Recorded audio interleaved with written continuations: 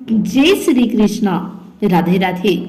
आइए सुनते हैं सत्यला एकादशी व्रत कथा।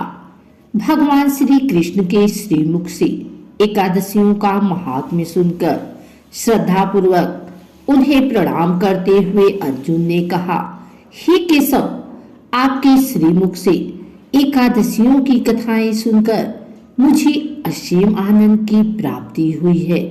हे मधुसूदन, कृपा कर अन्य एकादशियों का महात्म्य सुनाने की भी अनुकंपा करें। हे अर्जुन, अब मैं माघ मास के कृष्ण पक्ष की सत्यला एकादशी व्रत की कथा सुनाता हूँ। एक बार दालभ्य ऋषि ने पुलस्त्य ऋषि से पूछा, हे ऋषि श्रेष्ठ, मनुष्य मृत्यु लोक में रक्त बहाव आदि महापाप करते हैं और दूसरे के धन की चोरी तथा दूसरों की उन्नति देखकर ईर्ष्या आदि करते हैं। ऐसे महान पाप मनुष्य क्रोध, ईर्ष्या, आवेग और मूर्खता वश करते हैं और बाद में शोक करते हैं कि हाय, यह हमने क्या किया।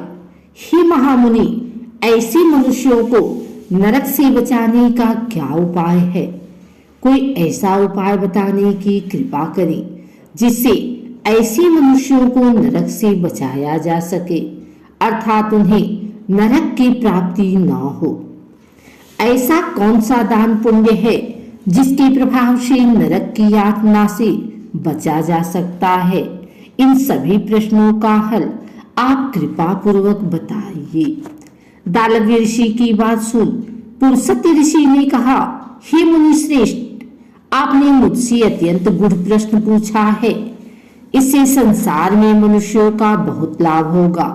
जिस रहस्य को इंद्र आदि देवता भी नहीं जानते, वह रहस्य मैं आपको अवश्य ही बताऊंगा।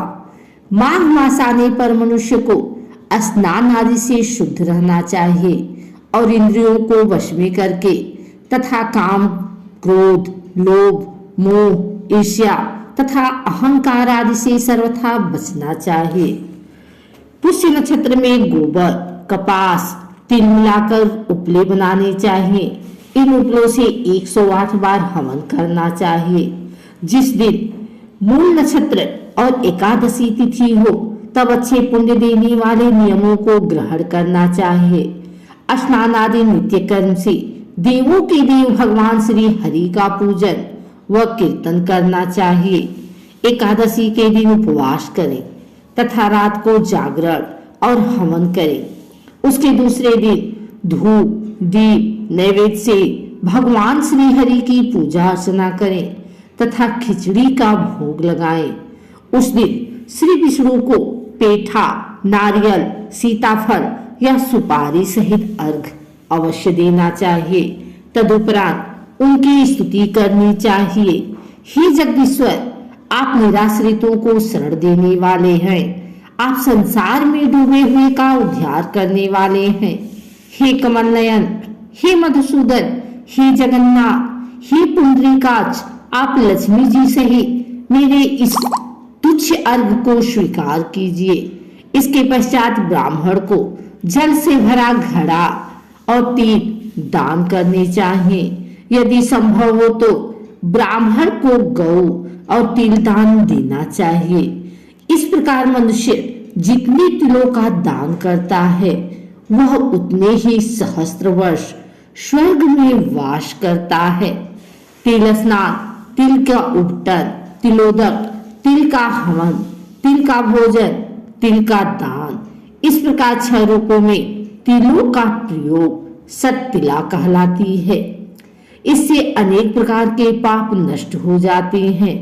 इतना कहकर पुलस्त्य ऋषि ने कहा, अब मैं एकादशी की कथा सुनाता हूँ। एक बार नारद मुनि ने भगवान श्री हरि से सत्यला एकादशी का महात्म्य पूछा। वे बोले, हे प्रभु, आप मेरा प्रणाम स्वीकार करें।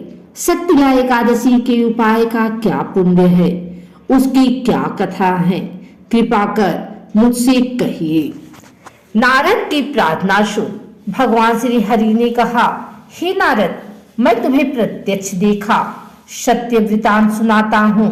ध्यान पूर्वक श्रवण करो। बहुत पहले मृत्यु लोक में एक ब्राह्मणी रहती थी। वह सदा व्रत उपवास किया करती थी। एक बार वह 1 मास तक उपवास करती रही।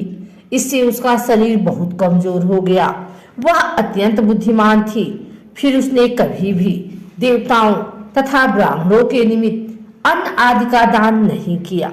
मैंने चिंतन किया कि इस ब्राह्मणी ने उपवास आदि से अपना शरीर तो पवित्र कर लिया है तथा इसको वैकुंठ लोक भी प्राप्त हो जाएगा, किंतु इसने कभी अन्नदान नहीं किया है।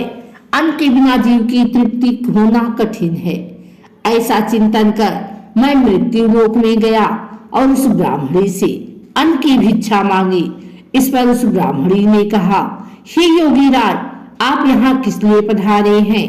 मैंने कहा, मुझे भिक्षा चाहिए। इस पर उसने मुझे एक मिट्टी का पिंड दे दिया। मैं उस पिंड को लेकर स्वर्ग लौट आया। कुछ समय व्यतीत होने पर वह ब्राह्मणी शरीर त्याग कर स्वर्ग आई। मिट्टी के पिंड के प्रभाव से उसे उस जगह का आमृत सहित घर मिला, किंतु उसने उस घर को अन्य वस्तुओं से खाली पाया।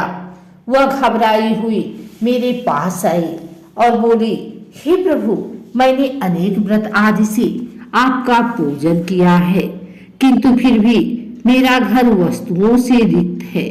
इसका क्या कारण है? मैंने कहा, तुम अपने घर जाओ और जब देव स्त्रियां तुम्हें देखने आए तब उनसे शक्तिला एकादशी व्रत का महात्म्य और उसका विधान पूछना। जब तक वह न बताए तब तक द्वार नहीं खोलना। प्रभु के ऐसे वचन सुन वह अपने घर गई और जब देव स्त्रियां आई और द्वार खोलने के लिए कहने लगी तब उस ब्राह्मणी ने कहा, यदि आप मुझे देखने आई हैं तो पहले मुझे शक्तिला एकादशी का महात्म्य बताएं। तब उनमें से एक देव स्त्री ने कहा, यदि तुम्हारी यही इच्छा है तो ध्यान पूर्वक श्रवण करो। मैं तुमसे एकादशी व्रत और उसका महात्म्य विधान सहित कहती हूँ। जब उस देव स्त्री ने शक्तिला एकादशी का महात्म्य सुना दिया तब उस ब्राह्मणी ने द्वार खोल दिया। देव स्त्रियों ने ब्राह्मणी को सब स्त्रियों से अलग पाया। उस ब्राह्मणी ने भी देव स्त्रियों के कहे अनुसार शक्तिला एकादशी का उपवास किया और उसके प्रभाव से उसका घर धन धान्य से भर गया। अतः हे पार्थ, मनुष्यों को अज्ञान को त्याग कर शक्तिला एकादशी का उपवास करना चाहिए। इस एकादशी व्रत के करने वाले को जन्म जन्म की निरोगता प्राप्त हो जाती है। इस उपवास से मनुष्य के सभी पाप नष्ट हो जाते हैं। इस उपवास को करने से जहां हमें शारीरिक पवित्रता और निरोगता प्राप्त होती है, वहीं अन्न, तिल आदि दान करने से धन धान्य में बढ़ोतरी होती है। इससे यह भी सिद्ध होता है कि मनुष्य जो और जैसा दान करता है, शरीर त्यागने के बाद उसे फल भी वैसा ही प्राप्त होता है। अतः धार्मिक कृतियों के साथ साथ हमें दान आदि अवश्य करना चाहिए। शास्त्रों में वर्णित है कि बिना दान किए कोई भी धार्मिक कार्य संपन्न नहीं होता।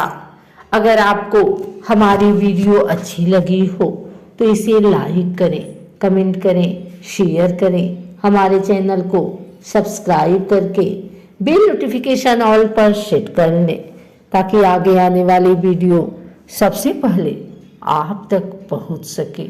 धन्यवाद।